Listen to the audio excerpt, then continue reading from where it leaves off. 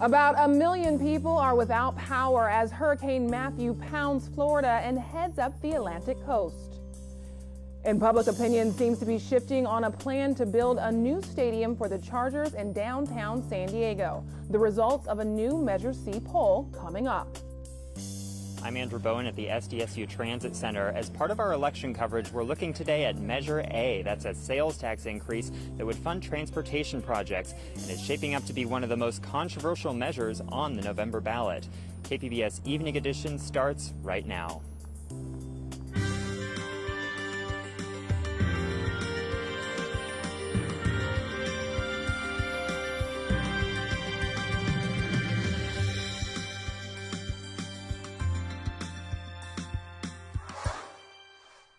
Good evening and thanks for joining us. I'm Ebony Monet. Help is on the way for those affected by Hurricane Matthew. Officials say a dozen volunteers from the American Red Cross of San Diego and Imperial counties have been deployed to help with relief efforts on the East Coast. Most will work in shelters for displaced residents.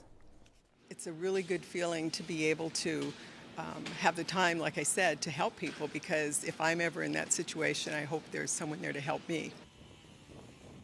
Officials say more than 2,700 people spent Thursday night in nearly 200 Red Cross and community evacuation centers. The storm is expected to leave widespread devastation in Florida, Georgia, and South Carolina. Red Cross authorities say roughly 1,800 disaster workers and 90 response vehicles are ready to help. The hurricane has begun hitting the country's southeastern coast with full force. Stephanie Omo is tracking the storm's path. Well, the big talk in town is Hurricane Matthew continuing to batter the southeastern coast. We've actually seen footage and pictures coming out of Florida and also out of Georgia as well, the coastal areas. Significant impacts, and it's going to continue to ramp up, moving up to the north around coastal Carolina. So the extreme impacts a little bit closer to the coast. We're talking about dangerous seas, coastal flooding, of course, flooding, rain continuing in these areas. So it was best that people evacuated, pressing toward, let's say, further to inland or interior sections. Now, as we continue here, the path of Matthew will continue to shift up to the north a bit before it begins to loop, and it is expected to weaken. I'll have more in your San Diego forecast coming up in a few minutes.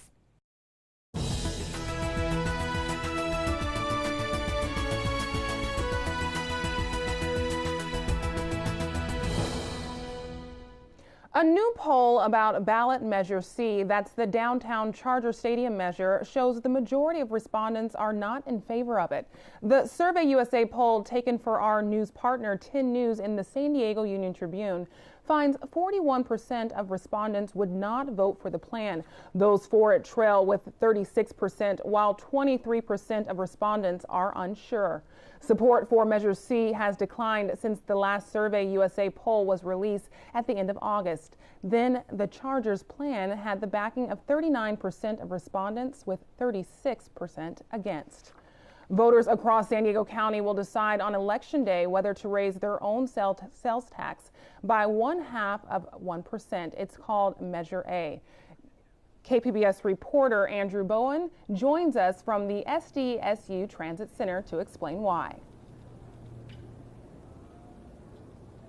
Well, Ebony, Measure A would use those extra tax dollars to fund public transit, highways, infrastructure, and open space preservation. And it's very controversial. That's in part because both progressives and conservatives are divided amongst themselves over whether Measure A is a good thing. It's a hot autumn afternoon in downtown San Diego when I meet City Councilman Todd Gloria. He's one of the politicians rooting for Measure A, a half-cent sales tax on the November ballot. It was crafted by the San Diego Association of Governments, or SANDAG, which plans transportation across the county. It is the product of over 2 years of public discussion with members of the community from throughout San Diego County, and it attempts to address some of the biggest issues that were raised in those conversations. Number one, the poor condition of our roads and highways and bridges. The desire for more transportation choices beyond the car to include public transit, walking and biking, and a desire to preserve our open space for current and future generations. Let's break down some of those numbers. Measure A is expected to raise some $18 billion over 40 years. The largest share of that money, about 42%, would go to public transit, things like new rapid bus lines, more frequent buses and trolleys, and a new trolley line from San Ysidro to Kearny Mesa. The next biggest share, 24%, goes to local infrastructure. Cities could use that money for a number of things, like to fill potholes, repair sidewalks, create bike lanes, or maintain beaches. The third biggest share, at 14%, goes to highways, a mix of carpool lanes, general-purpose lanes, and freeway connectors. Gloria says Measure A is the result of compromise. So that is Republicans who are supporting tax increases, even when it's politically not something they're supposed to do, or Democrats who are willing to say, you know what, we will agree to finance some freeway expansion in order to get a massive increase in public transit for our community. Measure A is supported by unions representing carpenters, laborers, and firefighters, the San Diego Regional Chamber of Commerce, the County Taxpayers Association, and a number of elected officials. It's opposed by both the Republican and Democratic parties of San Diego County, the Electrical Workers Union, and several other progressive and environmental organizations. San Diegans should not increase the sales tax for really a proposal that doesn't do anything to really help the community. David Alvarez represents South Bay communities on the San Diego City Council. He opposes Measure A, in part, he says, because it doesn't do enough to advance public transit. There is money for transit in this measure for sure, but it really isn't how much money is there. What this measure actually does is it increases freeway capacity in some of the most burdened communities already in the South Bay in San Diego, but also in other areas in the North County, where we get more cars, which means more pollution. I met Alvarez in Barrio Logan. One of the first projects Measure A would fund is an expansion of Interstate 5 from the edge of this neighborhood south to San Ysidro. Alvarez says people who live in those communities are more likely to use public transit, and they suffer disproportionately from living close to freeways. Communities like Barrio Logan, but not just exclusive to Barrio Logan, suffer from respiratory illnesses because of the pollution, the emissions from vehicles from freeways that are right in the middle of these communities. And this initiative, the measure, proposes to continue to bring more cars to a lot of those communities that already suffer from that. Alvarez points out that adding lanes to freeways doesn't actually relieve congestion in the long term. Research shows freeway widenings ultimately just encourage more people to drive. But polls from Sandag show freeway funding and local infrastructure repair are among the measure's most popular components. And it has to win approval from 2/3 of voters across the county to become law. Gloria says Measure A is not for political absolutists. If you're someone that's tired of being late or having to get up earlier than ever to get to your desk in time, this is your measure. This deserves your yes vote. Alvarez says the transportation needs and political leanings in San Diego County are just too diverse for a county-wide vote. He says if Measure A fails, he wants to explore a more localized tax measure that could be better tailored to individual communities. Andrew Bowen, KPBS News. How often do you talk politics with your neighbors? That's what community members in City Heights and other neighborhoods with low voter turnout are doing on Saturday. Residents will complete training with the nonprofit Environmental Health Coalition and knock on their neighbors' doors to encourage voters to cast their ballot this November. The coalition's Jose Franco Garcia says the initiative targets inactive voters who may be overlooked by large political campaigns. These communities have shown historically that when they do vote, they vote to try to improve the health in their community, to try to improve the air quality in their community. They vote for these things. That's their interest and their family's health and their children's health. About 50 volunteers are expected to participate. It's the city attorney's job to give legal advice to the mayor, city council, and other departments. The city attorney doesn't set policy, but helps craft laws from everything from gun control to marijuana. In San Diego, the seat is up for election next month. KPBS reporter Claire Tragesser says the two candidates aren't using the issues to set them apart. Instead, they're focusing on their experience. It's a hot Sunday afternoon, and city attorney candidate Mara Elliott is at the Hillcrest Brewing Company. I like Heffenweisers, but can you go kind of small on the lightweight? Yeah. Cheers. She went there and to the Hillcrest Farmers Market with City Councilman Todd Gloria to campaign. Can I introduce you to my friend Mara Elliott? Mara's running for city attorney. So when you go to vote in November, she'll be on your ballot. I think she's the best. It's her and another guy, but she's the one. Gloria and Elliott are Democrats. She's my pick. I think she's going to do great. Thanks, everybody. Appreciate it. Elliott's opponent, Robert Hickey, is a Republican, and he's also been on the campaign trail. He recently told volunteers in his City Heights campaign office how he'd make San Diego better. Just make it an easier place to work, an easier city to get business done, to get things done. While the seat is nonpartisan, Hickey has endorsements from prominent Republicans, including Mayor Kevin Faulconer and District Attorney Bonnie DeManis. Asked both candidates what issues they disagree on, and they have little to say. I'm not very familiar with what his biggest issues are. It's hard for me to say. Both say they'd focus on tackling homelessness and cutting red tape for businesses, but they do stand apart on other issues.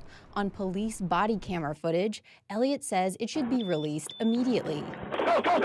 Hickey says it should be released, quote, at the appropriate time in the legal process. The decision ultimately resides with the district attorney. On gun control, Elliott says she'd tighten the city's laws on gun ownership.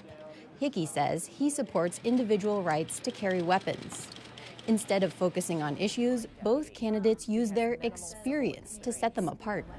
Most of the big ticket items that we work on in the office require a strong municipal law background as well as a civil litigation background, and I bring both of those to the table. Elliott already works in the city attorney's office as a chief deputy and focuses on the city's environment and audit committees. I spent most of my career prosecuting gang crime in Southeast San Diego. Hickey is a deputy district attorney who works on gang and drug prosecutions. As a prosecutor, your role is to seek the truth. You're beholden to the truth and to no client but the people. Hickey also emphasizes he has civil law experience from a private practice job 15 years ago. One of my big goals is to make sure that there's no such thing as an underserved community. Not surprisingly, both describe the role of the city attorney as one that fits their own backgrounds. Hickey says he brings an outside perspective. Anyone in the city, anyone who does business with the city, should have a better experience than they've had over really the last 16 years. And they need to decide if they want a fresh set of eyes, which I bring, to do a reset at the city attorney's office. Elliott says the office needs to lead the city by studying changes to laws. We're going to have driverless cars coming to San Diego. We should be studying that issue, the city attorney's office. What are the laws we'll need to have in place to address this? And she says the city attorney should be out in front of the public. Sitting with the council at the dais, because that is, people want to know who their city attorney is.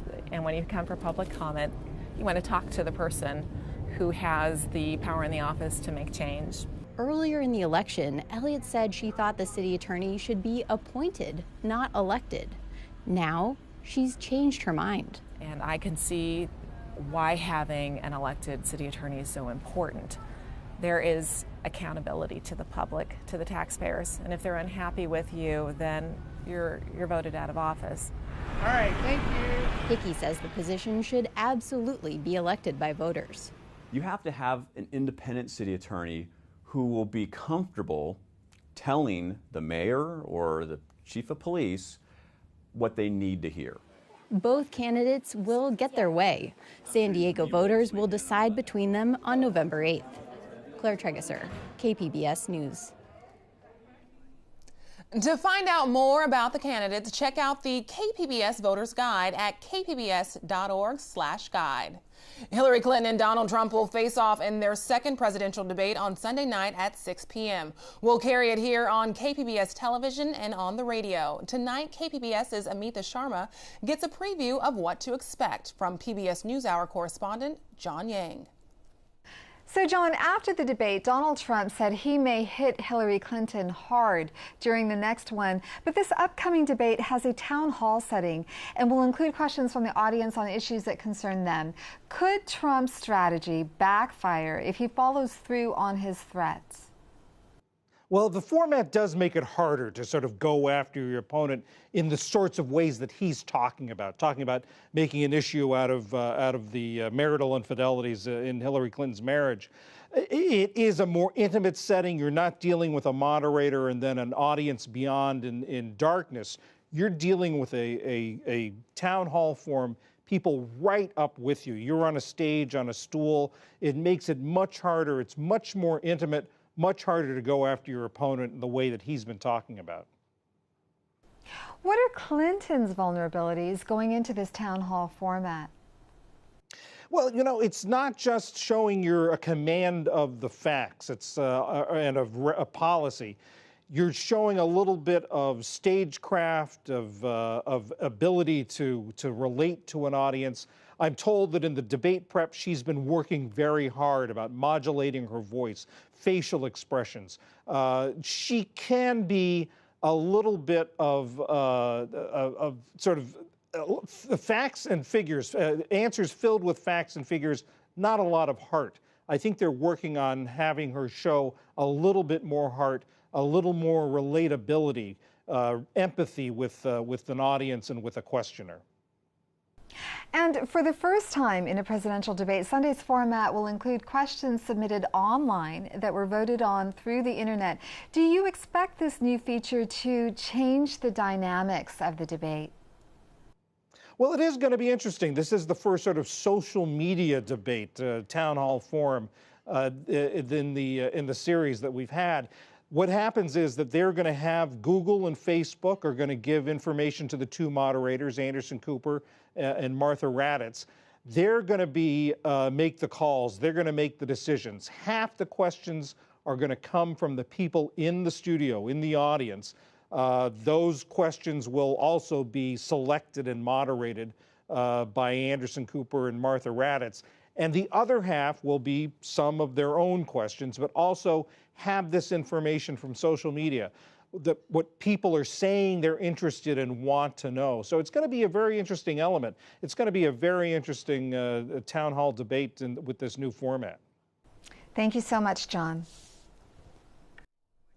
Once again, you can see Sunday's debate right here on KPBS beginning at 6 o'clock. You can also hear it on KPBS radio at 89.5 FM.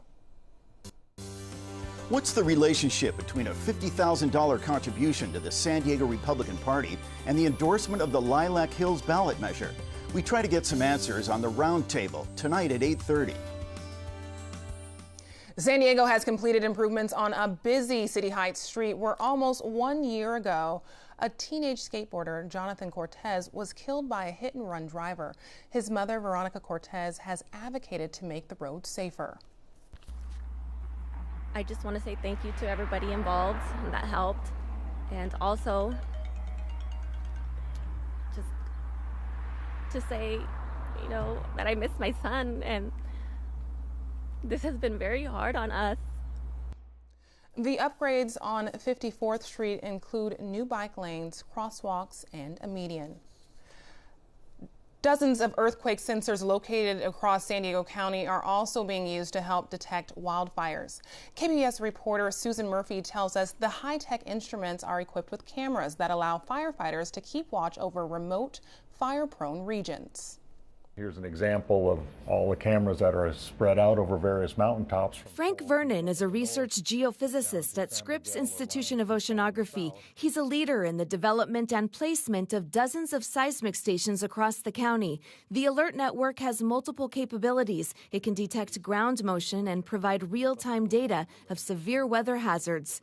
The stations can also give fire officials widespread views of remote tinder-dry mountains and canyons during Santa Ana winds. We can actually zoom in on specific thing, point at some incident over here. Vernon says the real-time imagery can allow firefighters to gain control of a blaze at the first wisp of smoke. He says the expanding network could lead to earlier evacuations and saving lives and homes, something he wishes would have been in place in 2003. So in 2003, I lived in Scripps Ranch, and most of my neighborhood burned down, including my house. Vernon says he's in the process of testing even more advanced technology. thermal cameras that would automatically detect infrared from a fire and send an alert to first responders without a person having to monitor the data. If there's a fire out there with the infrared being emitted from the fire itself, you can actually get much better detail on what's going on. He says the online alert system is an open resource for the entire community. Incident command centers are looking at them. I will be looking at them since I am very interested in this topic. And then the general public is welcome to look at them also. Susan Murphy, KPBS News. To see the real-time imagery, go online to alertsocial.ucsd.edu. A bright, sunny weekend ahead in San Diego, but temperatures may cool off later this week. Stephanie Olmo has that in tonight's forecast.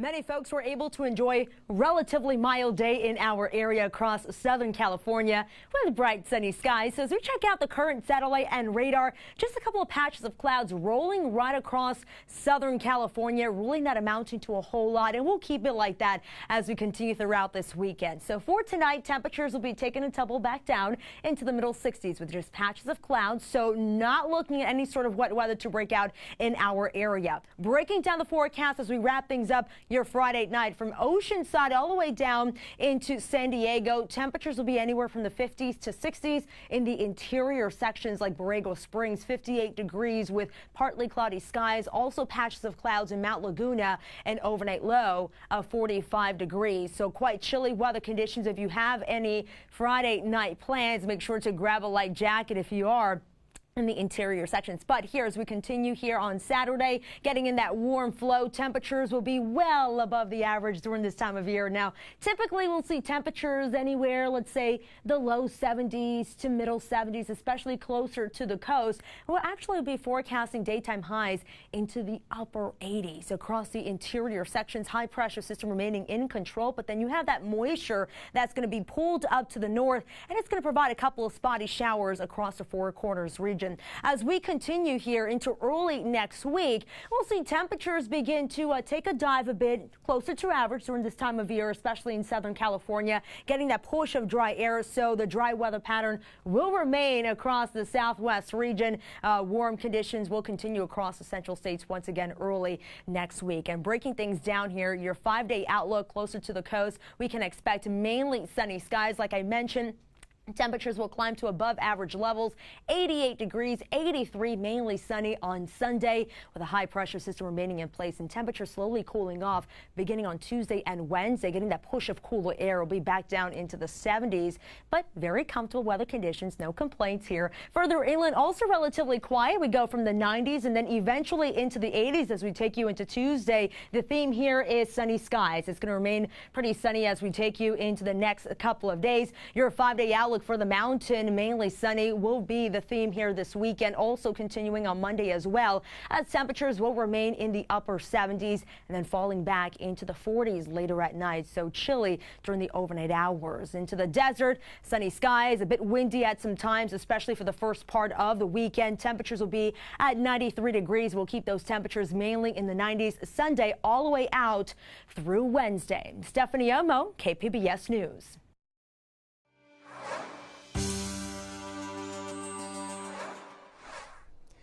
Imagine a paperless business meeting with virtual gaming and ping pong. The point is a new Mission Beach business rethinking office space.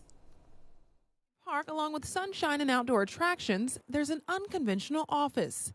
Casey Fields is the young entrepreneur behind the smart space. My favorite thing is when someone just walks in the door and they're immediately like, oh, cool, because they're expecting that they're going to a corporate retreat or a company outing that's going to be, carpet, walls, kind of like the standard chairs, and here it's not like that. Like the Bay, the Point's floors are blue. There's a plant chandelier, LED lights, and a ping pong table. Oh, that's cool. Fields says everything a company needs to inspire innovation. You either evolve or you go away.